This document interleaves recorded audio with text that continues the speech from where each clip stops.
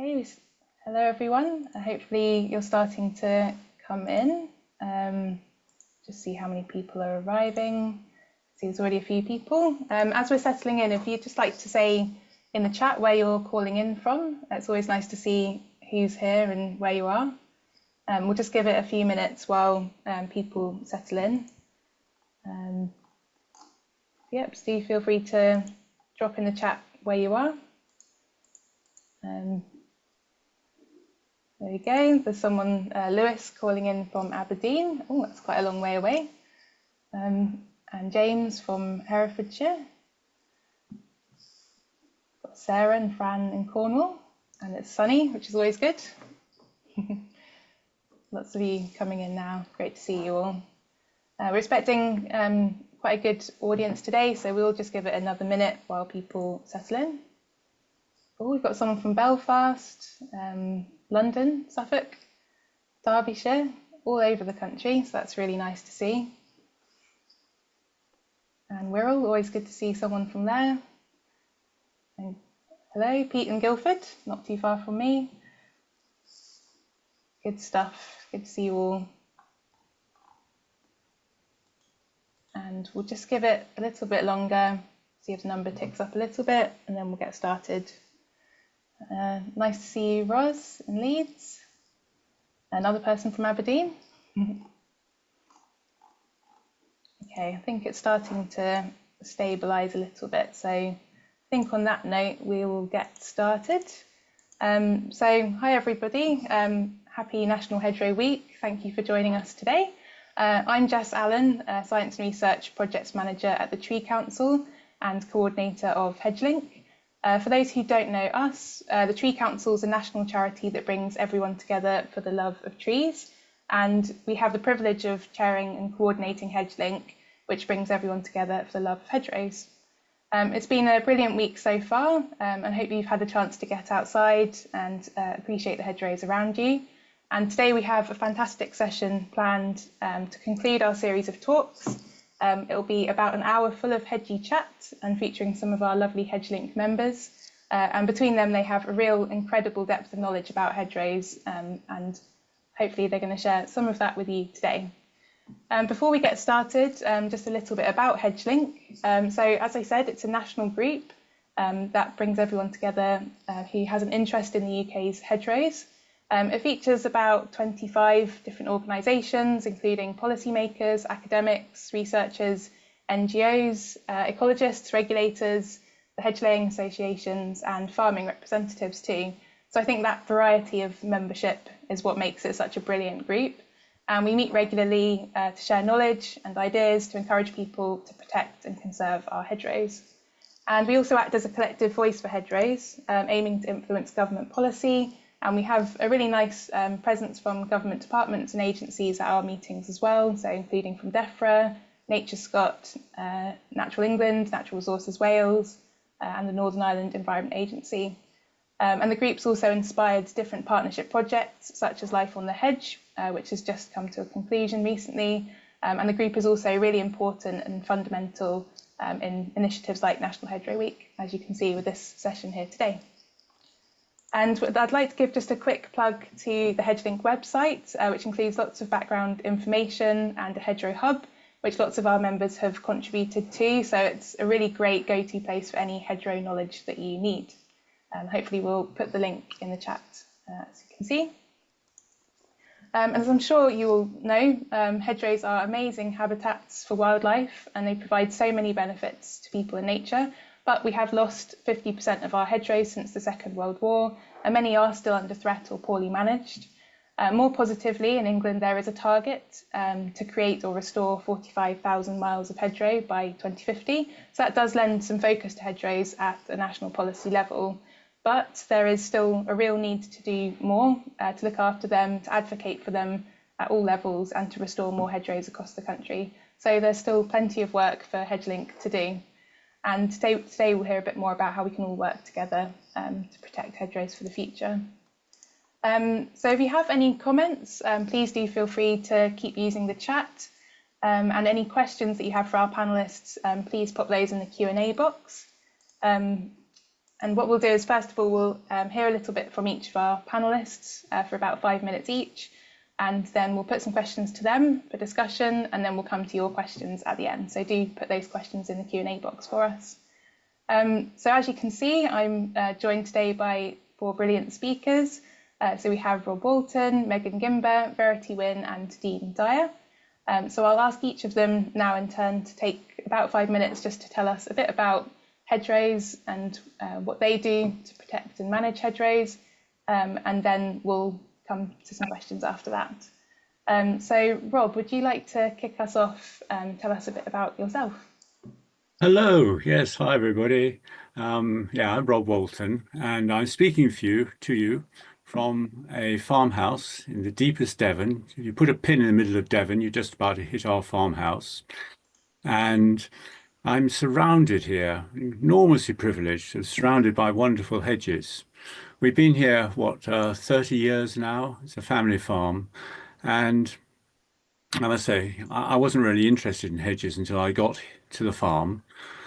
And when I arrived, suddenly I started walking past them and thinking, wow, why have I never noticed hedges before? And in particular, I noticed little round nests in the hedges. And I thought, what are those? And because I was very keen on bird watching. And eventually I worked out they were dormouse nests. And once I realized I had wonderful hedges, and even better, they had dormice in them, I became hooked. And at the time, I was working for the government's Nature Conservation Agency. That was English Nature, later Natural England. And I managed to persuade my bosses to allow me to spend some of my time on hedges, working as a national specialist. And I guess I did that for about 25 years, not full time, just some of my time. And that allowed me to develop my interest and skills and knowledge around hedges. And I guess I get the practical knowledge from actually managing the farm hedges. So I do a little bit of hedge laying, which I'm sure we'll talk about a lot today. And I'm also very much involved with the Devon Hedge Group, which I was there right at the beginning of that, which was, well, that's close on 30 years ago now as well. And so very privileged to be the chair of that. As indeed, I'm privileged to be a member of Hedgelink, which I've been with ever since it started. Makes me feel terribly old. And indeed, I chaired it for a few years. But I'm really pleased to be on this panel here today. It's always a pleasure to talk about hedges. Thank you, Jess. Great, and we're delighted to have you. Thank you, Rob. Should we go to Verity next? Do you want to introduce yourself? Yeah, thanks, Jess. I'm very jealous of Rob's dormice. That's fantastic. Good afternoon, everyone. It's lovely to be talking to you today. I've got a couple of slides to share, if that's okay. Okay, This works. Fantastic. So yeah, good afternoon. So my name's Verity Winn. I'm the Senior Policy Officer for Agriculture within the Sustainable Land Use Policy team here at RSPB England. For those of you who aren't familiar, RSPB is a member-based conservation charity. We carry out conservation on a national scale to protect habitats and to save species from extinction. We've got a wide range of work that touches on hedgerows, everything from policy and advocacy to, of course, the hedgerows on our reserves network, and also providing advice to land managers and businesses about how they can manage their hedgerows. We do a lot of engagement with government across quite a large range of areas, and including agriculture, which is what my area of work focuses on. So I cover everything related to agricultural policy in England, which of course includes farm hedgerows. And I focus on that because 67% of England is farmed at the moment. So what we eat and how we produce it really holds the key to halting and reversing biodiversity decline. And not just for birds, as Rob's described, but for a whole range of wildlife. So in my role, I cover everything related to farming policy in England. So that usually is focusing on development of agri-environment schemes, which pay farmers to protect and produce public goods like hedgerows, but also clean water, clean air, alongside producing food. So just to give you a quick flavour of some of this work across some different areas, I've got a few examples. So starting off with policy and advocacy, last year we ran a Help Our Hedgerows campaign, which was asking government to bring back protections for agricultural hedgerows that had slipped out of law, which, alongside efforts from many other organisations, including many of them in Hedgelink, helped to apply pressure on the government to bring these protections back. So almost exactly a year ago this week, we saw those protections coming back into law, which was a fantastic result. And another quick example from our working arable farm in Cambridgeshire, which is called Hope Farm. So Hope Farm is farmed in line with nature-friendly principles, but when we bought it in about 2000, we were privileged to inherit some fantastic hedgerows that were planted by the previous owner. You can see some pictures of them here. So we managed these in a 3-year rotation to try and create a real diversity of structures and habitats to sort of preferred by different bird species. We try and maintain a balance between some of the scruffy edges you can see without encroaching too much into the fields themselves. We've tried a mixture of mechanical and hand hedge laying on the farm. You can see some of those on the screen.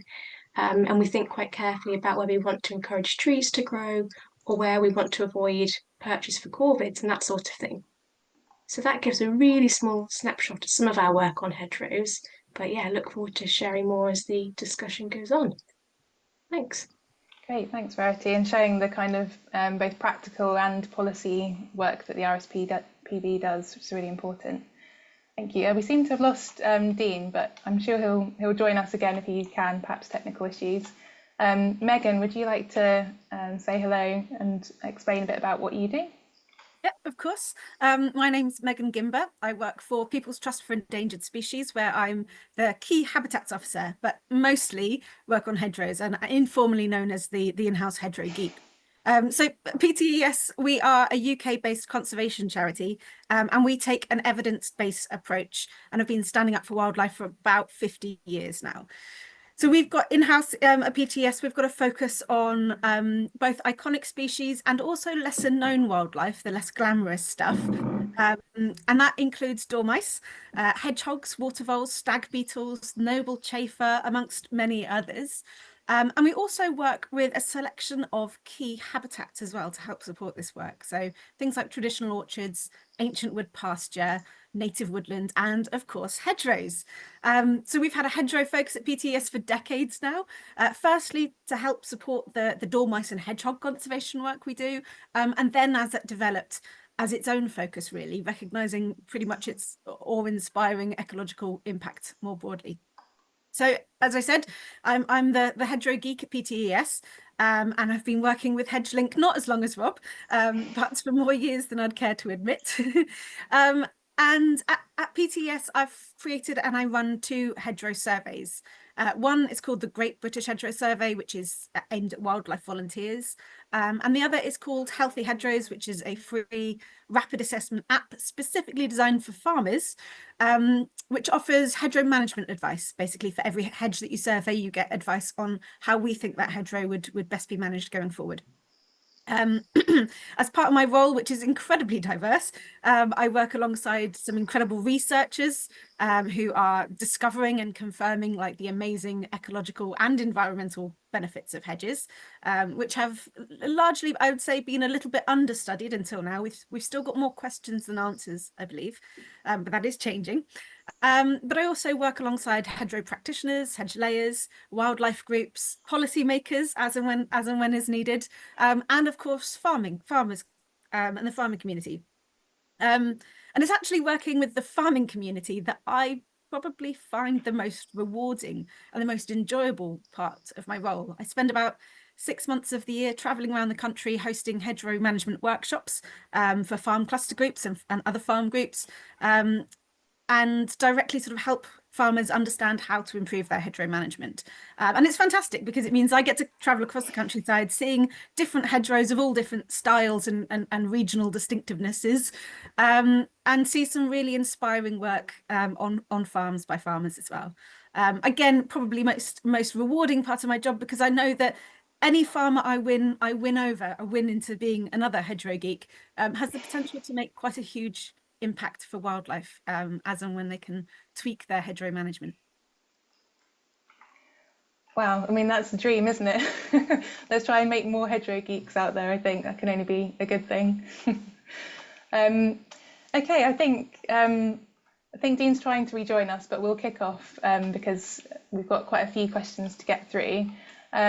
So my first question, a nice one to start us off, is what do you love about hedgerows and why are they such a special and important feature in our landscapes?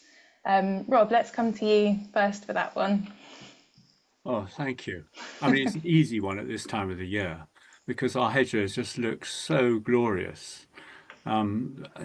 This in the spring, certainly, I love hedgerows because they just are full of wildlife. All the different greens of every different species of shrub, all the flowers like the May blossom we can see behind you at the moment, Jess.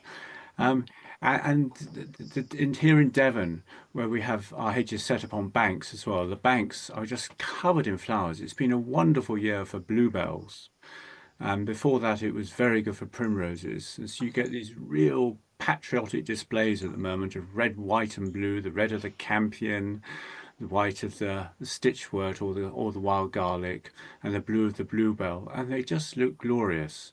And knowing that these hedgerows support so much wildlife.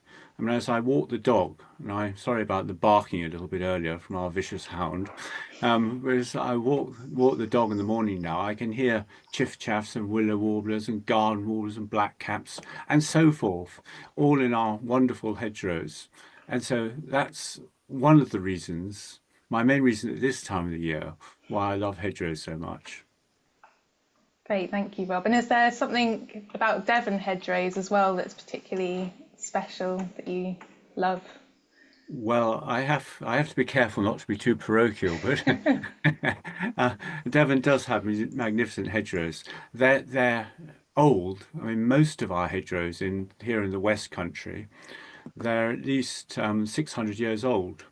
So the Enclosure Acts, which many people will have heard of, which were just 200-300 years ago, they hardly affected Devon at all because it was already well enclosed as a landscape.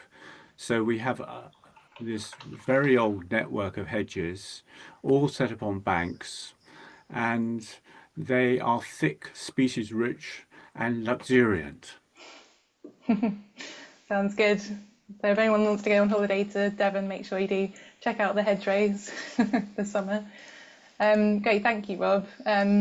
Verity, do you want to go next? What makes hedgerows special? There's so much to choose from, isn't there? What's not to love about hedgerows? I think for me, it's just the sheer diversity of benefits they can bring. It's quite rare to find a landscape feature which can do so much and has so many solutions for sort of modern problems. So obviously they're fantastic for such a range of species and taxa, but also for human health and well-being, cultural heritage, climate change mitigation, everything from flooding to air quality. There's really nothing they can't do, and also benefiting food production on farm systems. So I think it's just so amazing the sheer range of things they're able to provide for us. That's what makes them really unique and special. Great, thank you. And yeah, that sort of diversity of benefits they can bring, it seems like a win-win, doesn't it? So yeah, more hedges, please, in the countryside. Megan, go for it. What do you love about hedgerow? What more can I add? I mean, I agree with Rob that the sight, smells and sounds of a hedgerow, particularly at this time of year, is, you know, unbeatable. But also with Verity, you know, they are a veritable Swiss Army knife. They can do anything you want them to do, really. They are so beneficial. And we're only really just finding out quite how beneficial they are with, you know, research, just still trying to work those things out. What I love about them actually is they're a little bit of a contrast. You know, they're often a man-made, man-managed habitat, and management is a crucial part of keeping hedges. But what I love about them is they've got this sort of dark structural analogy to what we probably would have had before agriculture. So they are like prime agricultural habitat, but they share a structure with what we think we might have had before we started farming this land. The sort of open grown canopy trees, the dynamic scrub and the pasture in the margins. So I love that it's that sort of contrast between the very man-made and man-managed, but also the wonderful wilderness of a foregone time. That's, yeah, a really nice way of putting it. And do you think that all of those different benefits that hedgerows provide are recognised by, say, farmers or policymakers and people who can make decisions? I don't think they're all yet recognised in science. I mean, we're making great strides at the moment, looking at how much carbon is stored in and particularly underneath hedgerows. But I think there's still a long way to go before we can really understand quite how much they've been doing for us this whole time. And how do you feel about that as well, Verity, from working in sort of policy and agricultural policy? Do you think hedgerows are getting the recognition that they deserve, or do you think there's more to be done to sort of highlight that? Yeah, I think that we're definitely making good progress in the right direction, and we're starting to see a growing appreciation and understanding of all the benefits that hedgerows can bring for resilient food production and all the other things that they can do. We've definitely got a long way to go in terms of spreading that awareness and really making sure there's support for people to be able to act on this newfound appreciation. So I think steps in the right direction, but there's a lot more that we as land managers and government can do to recognise it fully. Okay, thank you. And how about you, Rob? Do you feel all of the farmers in Devon value hedgerows and they recognise the benefits? Not quite all of them yet, but a lot more than used to. I'm very optimistic about hedges at the moment, actually, because they've got a high profile. I mean, it's not just amongst nature lovers, but in the farming community, among politicians, amongst those who develop the rules all around farming. They've never had such a high profile. And attitude surveys that have been carried out show that, now most farmers actually value their hedges, and they're valuing them for their wildlife, for their beauty, for what they add to the landscape, for the other things we've mentioned, the things like they boost numbers of pollinators, and all the things that come out of hedges, like beetles and hoverflies and spiders and things that eat the pests that live in crops. And so increasingly farmers are recognizing that hedges are, a useful part of the farm business. They don't just cost money, because they are costly to manage, but they actually provide some savings in incomes for the farm business as well. So that's all very encouraging. But I do agree with what Verity said, is, we need yet more to be done. Our hedges are not in as good condition as they could be, and not everybody as yet thinks they're wonderful. So there is more to be done. Okay, so some optimism, but still let's keep the good work going and spread the message more. Yes. And sort of the next question on the list is, how can we tell if a hedgerow is healthy and in good condition? Are there any key signs that we can look out for? Megan, shall I come to you for that one first? Well, I think Rob will be the perfect person to answer this question, but I'll give it a good stab, and Rob can fill in anything that I've missed. To me, I always look at the bottom of a hedge first, because the base of a hedge really gives you so much indication as to how healthy it is. And that might be how frequent the stems are, which can show you how many stems it may have lost over time. It'll also show you past management. In hedges that are old and have been through that rejuvenation cycle, you'll often see old pleaches or multi-stemmed bushes showing signs of that old management. But also the base of the hedge, keeping that base really thick, dense and healthy, and without letting that hedge get too leggy, is really important, because more things use the bottom of a hedge than use the top, and actually we need to keep the shelter and that protective nature at the very base of a hedge thick and dense, to keep it in good nick. But on top of that, of course, we've got the sort of the size of the hedge, how big and how wide it is. We've got whether it's got hedgerow trees in it, whether it's managed on a sort of cycle, and whether it's allowed to change and to grow and to go through its sort of semi-natural succession process. And also, of course, how well the margin's managed as well. So a huge part of the hedgerow as a habitat is having that wonderful tussocky, grassy, herb-rich margin along the side, and making sure that we manage a hedge sympathetically to the margin as well is crucially important to how it functions as a sort of combined habitat. Okay, great. And is there any resources or tools, I guess, that people can go and find if they need some more help looking at it? Well, I'm going to do a shameless plug for my own, I'm afraid. The Great British Hedgerow Survey is a survey that takes about 20 minutes per hedge, and it looks at everything from the hedgerow trees to the associated features, and will give direct feedback about the condition we currently think it's in, and tips to improve anywhere that you lose points. Okay, perfect. Thanks, Megan. And Rob, did you have anything to add about how we can tell hedgerows are in good condition, or what makes a good, healthy hedge? Well, I think Megan's given a pretty comprehensive response there. I think what I would like to stress is that the structure of the woody bits is one thing, and that's the easy thing to measure often, but we often don't know about things like how contaminated the hedges are with pesticides, for example. Whether insecticides apply to the field or weed killers, we just don't know. But what the research does tell us is that even tiny amounts of these contaminants, these pollutants, can have, if not lethal, sublethal effects on many of our invertebrates, pollinators like bees, for example. So that's a worry. But just again to stress how important it is that we should think not just about the woody bits, but about the herbaceous margins as well. I mean, any good hedge will have a line of tussocky grasses down the side. It can only be 50 centimeters, a meter thick perhaps. And then even better if beyond that, or as part of it, there are nice flowers coming up through. Because if you think about it, during the winter, when all the leaves are off a hedge, where is all the wildlife living? It's living in the base of the hedge and in these margins. And tussocky grasses are particularly important. So we need to expand our viewpoint probably a little bit more than we are at present, and encourage and particularly support farmers and others to manage the hedgerow margins as well as the woody bits. Okay, that's great. Thank you, Rob. And Verity, have you got anything from a kind of conservation point of view that makes a hedgerow particularly good and beneficial? Yeah, I think there's been some really important points made there about the buffer or the sort of understory of the hedge. I think as Rob said, sort of that habitat for insects, great for pollinators, but then also essential for birds like yellowhammer or linnet who feed on those insects throughout the course of the year. And of course for rare arable plants as well, which are too often kind of pushed out of the monocultures that we've got in our farming system.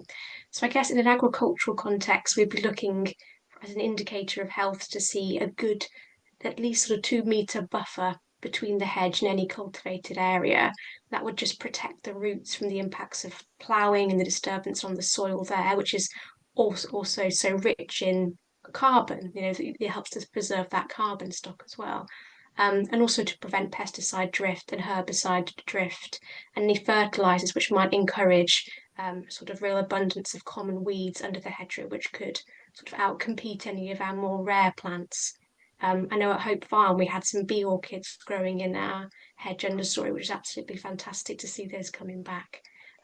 So yeah, buffer always needs a bit more love when it comes to hedgerows, I think. Great words of wisdom, I think, there. Thank you, Verity.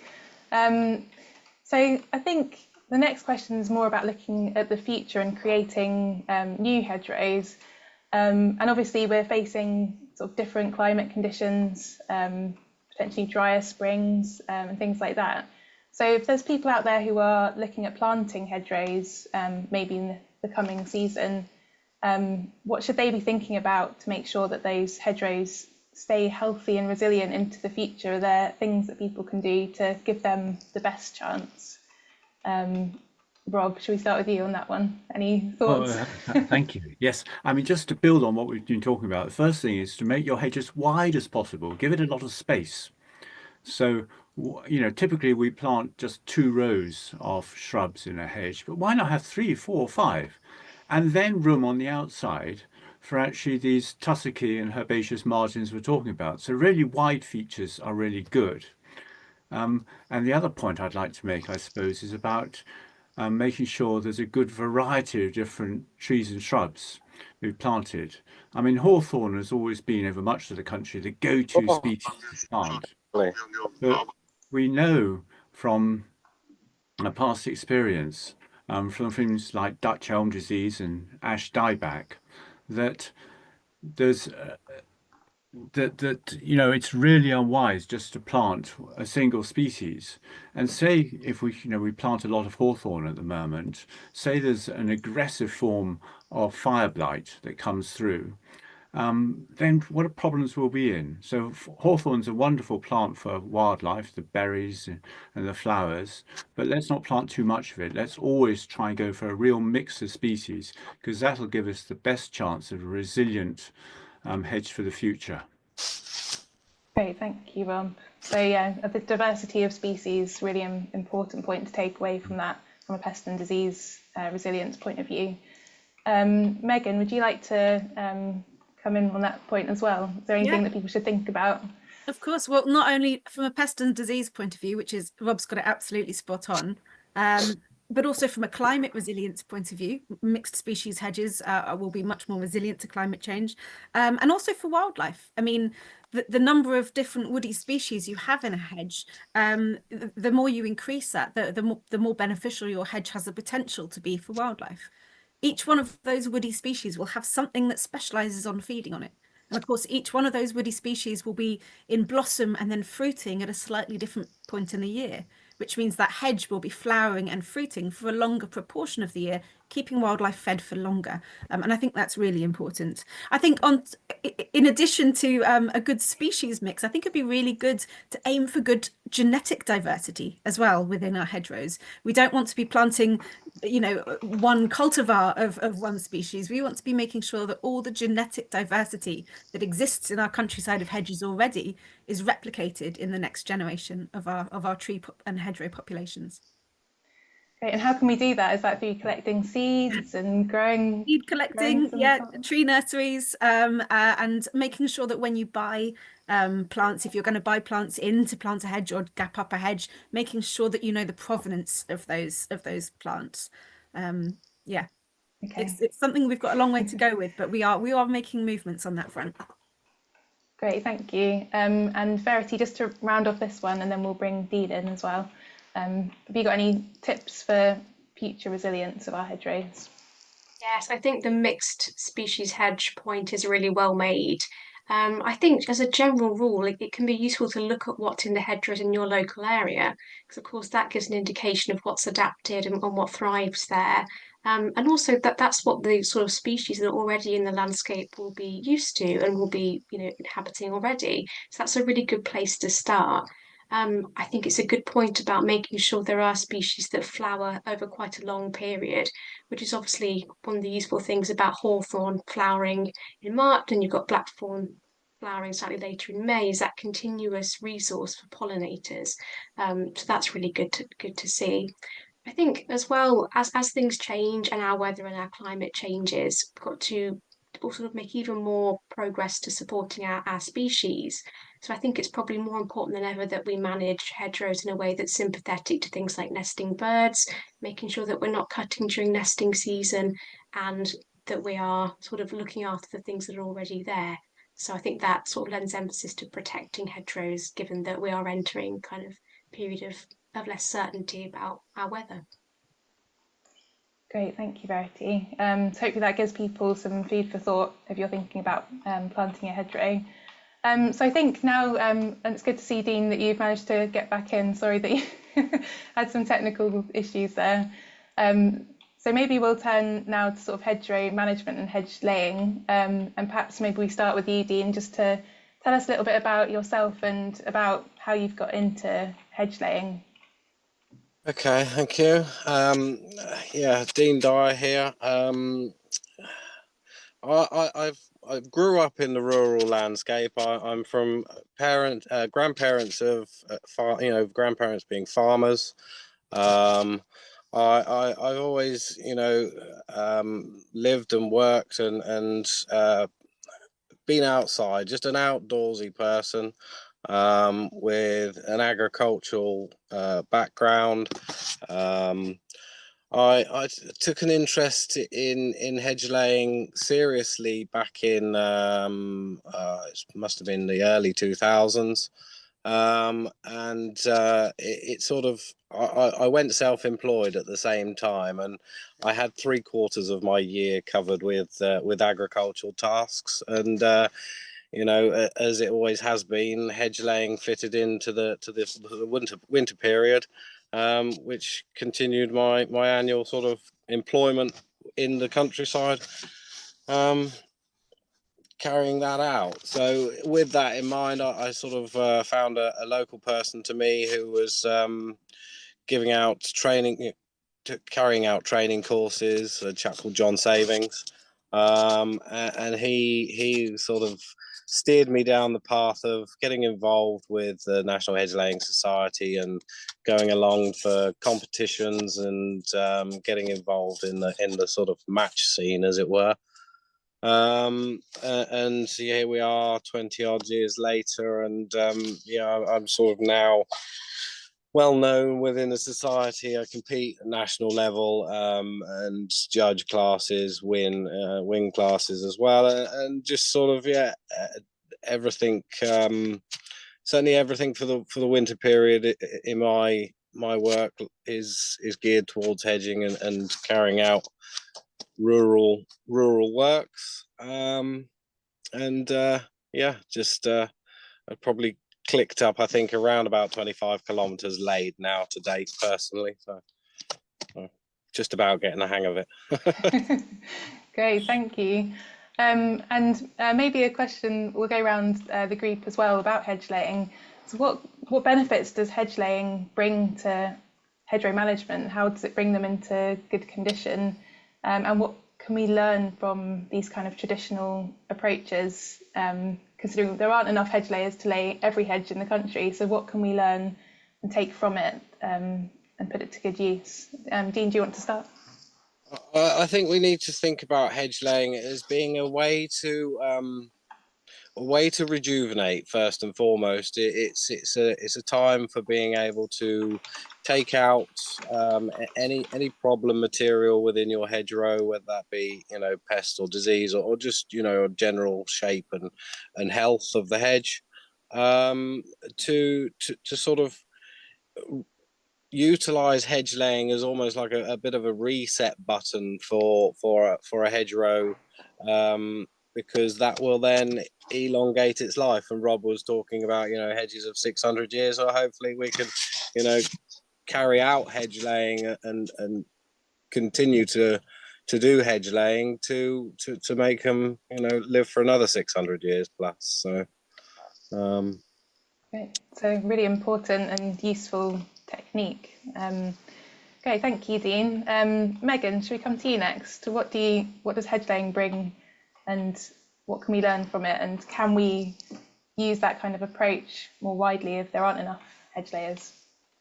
Yeah, I mean, this is a huge question, really. We could probably, as a group, spend the entire webinar focusing on this one, but I'll try and keep it as brief as I can.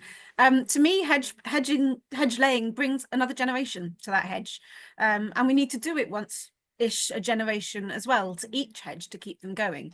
I like to compare. Dean, close your ears for a second. I like to compare hedge layers to superheroes, because they've got sharp implements and chainsaws and things, but within those tools, they have the power of immortality. So they take a hedge lifespan, which no hedge can live forever without human intervention. And by the process of rejuvenating, the process of hedge laying, they give that hedge another lifespan. And I think certainly we celebrate hedge planting in this country. Quite rightly, we do need to be planting hedges. But at the moment, I don't think there's as much celebration of the rejuvenation of hedges, because I don't think we understand that it's also additive. Planting hedges definitely feels additive. We've got a new hedge where we didn't have one before, but rejuvenating hedges, again, brings another life cycle and makes sure that hedge is there going forward. I think it is a big problem that we don't have enough hedge layers. We don't have enough skills in the countryside to do all the hedges that we need to do. And I think this has got to be a long-term target of government and policy to actually make sure that we've got secure funding and adequate funding so that it seems like an attractive proposition for young people that might actually want to take that up as a career. Great, thank you, Megan. Good call for action there for government. Rob, do you want to say anything about hedge laying as well and what that brings? Yes, thank you. I mean, something like a third of all our hedges in Britain now have already turned into lines of trees or well onto the way of doing so. So, and lines of trees are all right. They have their place in the landscape and they support their own wildlife, but they haven't got, inevitably as time goes on, they will start to fall to pieces. They'll blow over and the hedge will become derelict and disappear. And we've lost an awful lot of hedges like that, and we'll lose many more if we don't get an active program of restoration and rejuvenation underway. So it's actually essential that hedges are managed. Hedge laying itself is vitally important. I mean, not because partly because it's actually a tremendous skill. I like the term superhero, but actually, it is a traditional craft and is well worth maintaining from that point of view alone. But there are other ways to rejuvenate hedges. In particular, we can coppice them, which is where you just simply cut them down to ground level, remove the cut material, and wait for them to regrow. And that's a perfectly acceptable way of doing things and is faster, but you don't get quite so much habitat continuity. But these days, where we've got a massive hill to climb in terms of the amount of hedges that need rejuvenating, we should use every tool that's available to us. So hedge laying, hedge coppicing, but also even managing hedges by machine, either coppicing them with powerful implements called tree shears, or actually laying them with an excavator. Now I can see Dean shaking his head here, horror at this, and I understand why. But I've seen hedges laid mechanically, and the results have been remarkably good. But as just one tool in our toolbox that we can use to climb this hill. Thanks, Rob. And Dean, do you want to respond at all, or? Yeah, no, absolutely. Megan, I thought you were talking pertaining to hedge layers being superheroes because they've got their pants on over their trousers. But no, Rob, yes, there's many ways to skin a cat. And with regards to hedgerow management, it's got to be right for the hedge in question. Not all of them will necessarily be laid, and I'm not trying to do myself out of business, but modern days fences and wire that farmers and landowners use, it sort of doesn't need to be a stock-proof boundary anymore. So it begs the question: okay, let's think about how can we manage section. I think we've got to sectionally manage our hedgerows for different parts, aims for biodiversity. In fact, we've got to, like Megan said, we've got to use it as a means to reset our hedges, to elongate life, to rejuvenate old timber in some hedgerows, because not all of them will suit to being laid because of the age of the timber. So ordinarily our ancestors probably would have been laying much younger plant material, as opposed to what me and my compatriots contractors go out into the countryside now. And yes, we are tackling lines of trees, and it's become less hedge laying and more arboriculture, really. So yeah, I feel there's many different ways of achieving an end outcome, but all of those, if done sensibly, can benefit the hedgerow. Great, thank you. Yeah, I think it's like Rob was saying, there's a toolbox, isn't there? Lots of different ways that we can approach hedgerow management, and I guess one question, and maybe Verity as well, you might like to come in on this. Where can people find advice so they know that they're doing the best for their hedgerow? Is there sort of a go-to place? I mean, there is the Hedgelink website where there'll be some information, but how can people be sure they're taking the right steps for their hedgerow management? Verity? It's a great question. I perhaps defer to Dean and others who are more directly involved in it to say. And there's increasingly lots of good sources of information.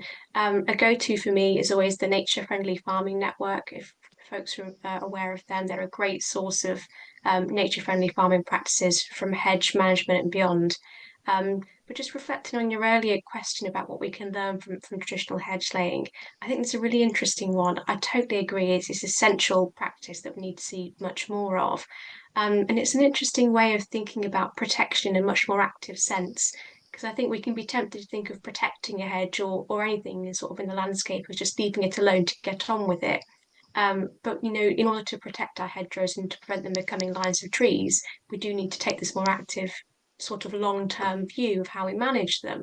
And that can sort of lead into things like 3-year rotational planning, so just taking a more long-term view of what we want from a hedge and therefore what we need to do for it in turn, sort of resisting that all too common temptation these days to cut it every year without necessarily thinking that through and the impact of it, and sort of almost that reflexive approach to management. And just to touch on the really interesting point about sort of mechanical versus traditional hedge laying, totally recognise the benefits of the hand version.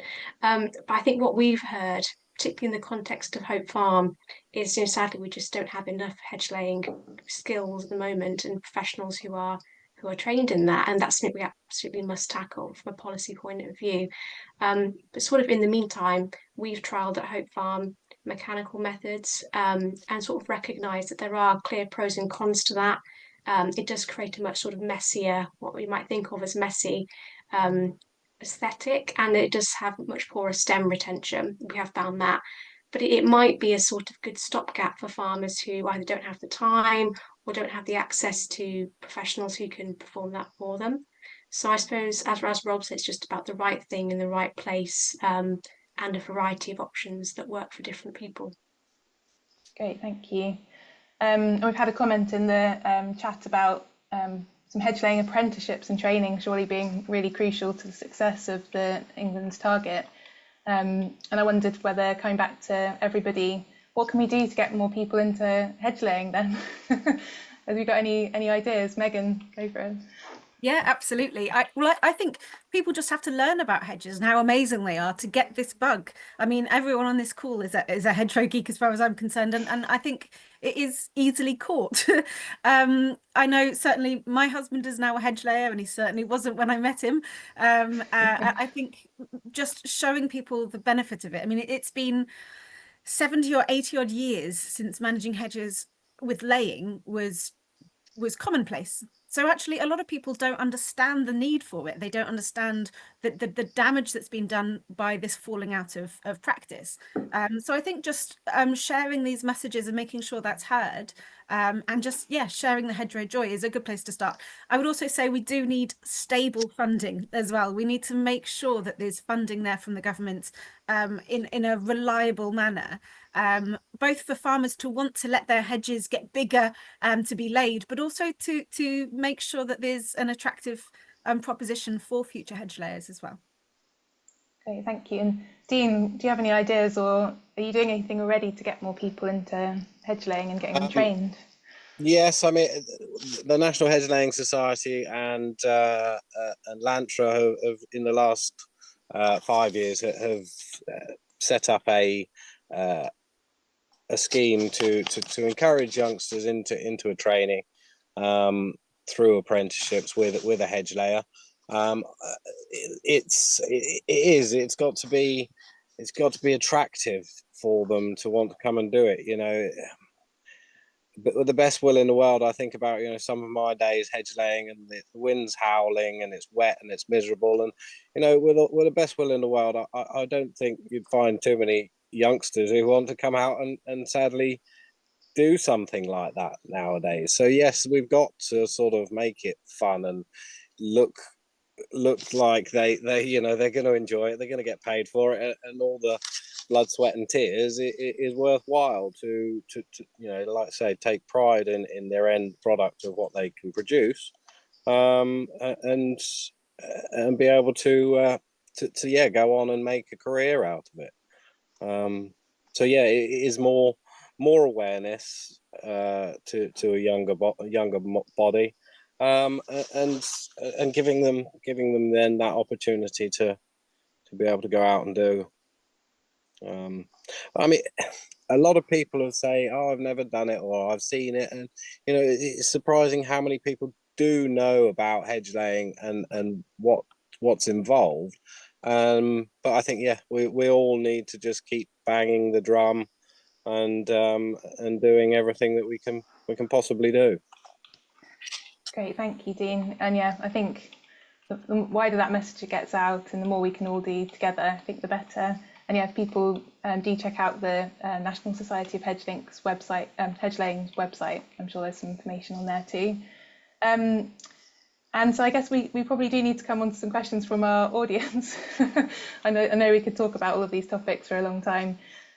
So one of the first questions we've had is from Emily, and she says, because hedge management is key, how do you encourage people to keep it up? Once a hedge is laid, who's to stop it getting forgotten? Rob, maybe we'll start with you. How can we encourage people to keep this going? Well, that is a good question. I think it's part what Megan was talking about, and just making people aware of the fact that you need to take hedges through this management cycle, and that hedge laying is important, but it's not the end of the process.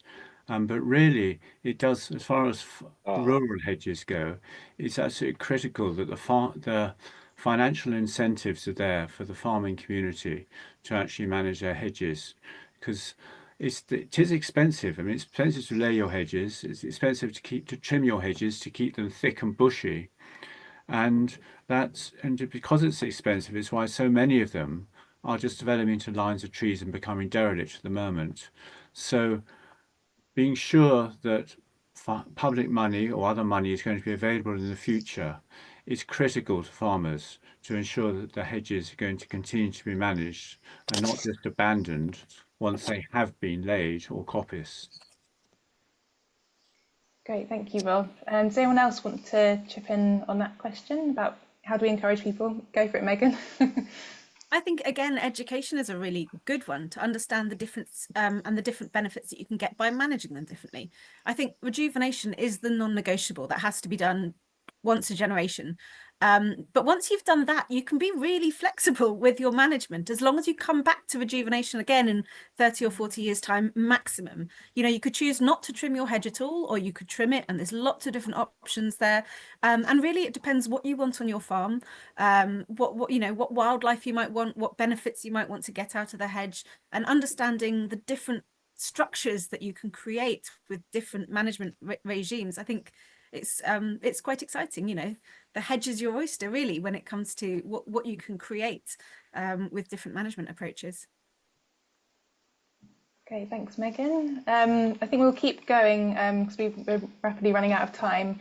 We've had a few questions about the management of hedgerows regulations 2024, and I wondered whether Verity, whether you wanted to sort of say anything about that and about the regulatory side, how things going from your point of view. Sure, that's a dangerous question because I'm liable to go on about this, so I'll try and be succinct. So really, really positive to see those regulations coming back. I think it's almost a year this week that they came back into force, and credit to everyone who was involved in pushing for that. So that's really positive. I would say, though, that we've got a really patchy and slightly strange sort of suite of protections for hedgerows in England. Great that we've got protections for farm hedgerows, but surely hedgerows in any context are equally important. I mean, wildlife certainly doesn't discriminate between a hedgerow, you know, in a park versus in a farm. They'll be different and they'll provide different things, but we need to protect all of our hedgerows outside of private dwellings, certainly. So we have got protections for non-farm hedgerows in the Hedgerow Regulations 1997, but as the name sort of shows, they're quite out of date now. They're desperately in need of updating, and they protect a really, really small fraction of our hedgerows. There's a bit of a laundry list in those protections that sort of sets out which hedgerows it will cover, and it's just a small fraction. So we've got some really clear gaps, And it would be quite easy for government to just use the regulations they brought in last year for farm hedgerows and just extend them to cover other hedgerows. That would be quite easy to do, and it would help us to protect what we've got whilst we're trying to plant more and more hedgerow. So some quite easy steps that government could take to improve the slightly odd patchwork we've got at the moment. Thanks, Verity. And it's been the subject of quite a lot of Hedgelink discussion, hasn't it? And we have had the benefit of talking to the Rural Payments Agency, who are regulating those regulations. So there are links and conversations going on, and hopefully we'll keep up with that and how it's going. Megan, would you like to say anything about those rules as well, and whether there's anything that you'd like to see improve?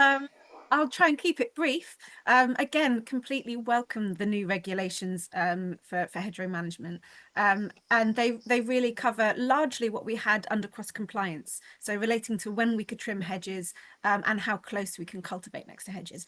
And it was a really, really important measure to have back in domestic legislation. I am still a little bit concerned about how we're setting out to monitor and make sure these regulations are adhered to. So, you know, we had a huge consultation response to the hedgerow regulations document, and hardly anybody responded to the public consultation about how they were going to be actually imposed and implemented. And I'm a little bit concerned that the implementation of that, but time will tell. I hope to be proved wrong on that front. Okay, thank you, Megan. Just keep us going. And we've had a question about mechanical hedge laying as well, so potentially coming back to Rob, Verity and Dean as well.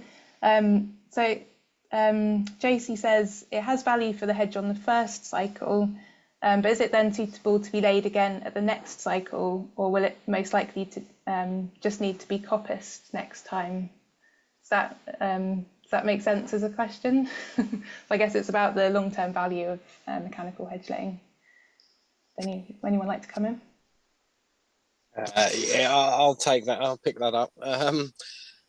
I don't feel that the mechanical hedge laying is we're yet to see, because we haven't sort of seen a second cycle, shall we say, of the mechanical laying. But I've got a vivid imagination, and I can, you know, seeing these works carried out, they're not going to be a nice entity to approach from a hedge laying point of view, which sort of leads me to what you were saying. You know, it's probably going to be a coppice job. You've got to cut them off low to the floor, because of the way that the stems were treated by the mechanical application, because it isn't accurate, it isn't sharp, it isn't clean, you know, whereas a person hedge laying is doing a 90% pruning job,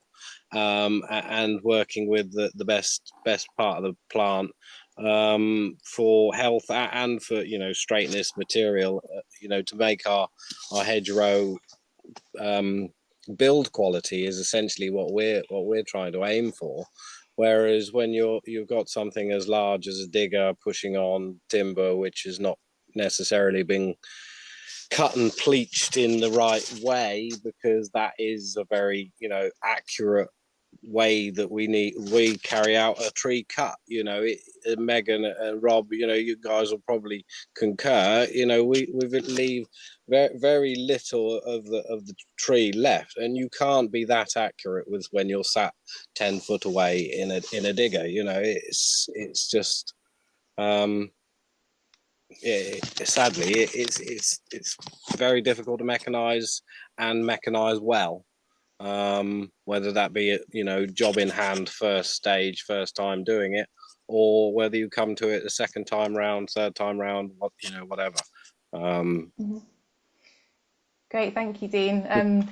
Sorry, we are rapidly running out of time. I know we've come to 2 o'clock, so I'm not sure we're going to have time to come round to the rest of the panel on that question. I was hoping to sort of finish on a word of sort of positivity and inspiration. Is there any, maybe we'll have time if people have got a couple of minutes to hang on, just a couple of quick words from each of you about to inspire people to take action for hedgerows. Have you got any good news stories or things that can sort of motivate people?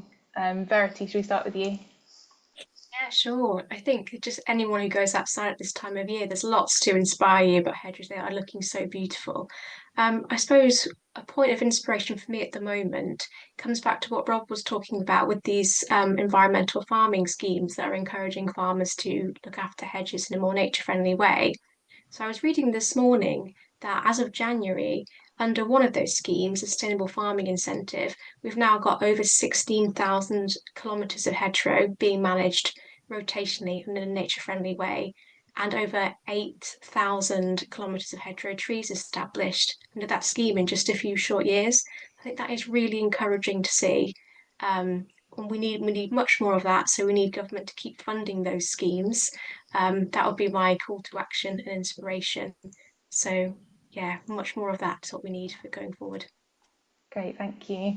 And Rob, we'll come to you. And I am being told that we have to be brief, so but would like to give you a last word as well.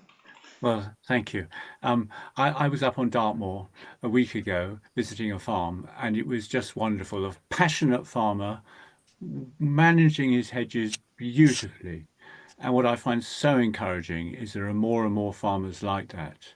And also, I just say something, scruffiness. That's what we need, more and more scruffy hedges, because they're really good for wildlife and a whole lot of other things besides. Great, thank you. Definitely support a call for scruffiness. Dean, how about you? Last words? Yeah, I would say that we need to value our hedges, and they need to have a value, and we need to value them in return. I think that's probably bottom line message. Whatever you do, you need to be adding value. Great. Good words there, I think. And Megan, finally, what would you like to leave us with? I think I agree with everyone, really. There's a huge bubble of excitement around hedges right now, not just within policymakers and the governments who have obviously made some hefty commitments, which is fantastic, to hedgerows going forward. And that's reflecting our change of view towards them. They are not just to keep the cows in or to provide the pollination, pest control, or the things benefiting farms, but actually our new sort of top-down interested in hedges is much more around biodiversity recovery and climate change. So there's a huge amount of investment into making sure we get them right. But on the farmers level, I mean, my winter 6 months is spent going from farm cluster group to farm cluster group, and the amount of enthusiasm I see from farmers about hedges is astonishing. I am run ragged over winter doing hedgerow workshops with farmers that are taking time out of their busy schedules to come for an entire day of talking hedge with me, and you can't help but be optimistic when you see that level of engagement from the farming community and real change coming as a result. Great, that sounds very hopeful, doesn't it? I think for the future of hedgerows, and a good way to end our webinar today. So I'd just like to say thank you to everyone who's joined us and submitted your questions and comments. It's been a really nice session and a nice way to round off the week. Thank you to all of our panellists. I think if they haven't motivated you to take action for hedgerows, I don't think anything will. So thank you all for joining us today. And also to Matt and Kaylee, who have been behind the scenes organising all of the sessions this week and helping us out today. So thank you, Matt and Kaylee, for all your hard work. And that's it for today. So I hope you enjoy the weekend, get outside, see some hawthorn blossom, and I'll see you somewhere soon.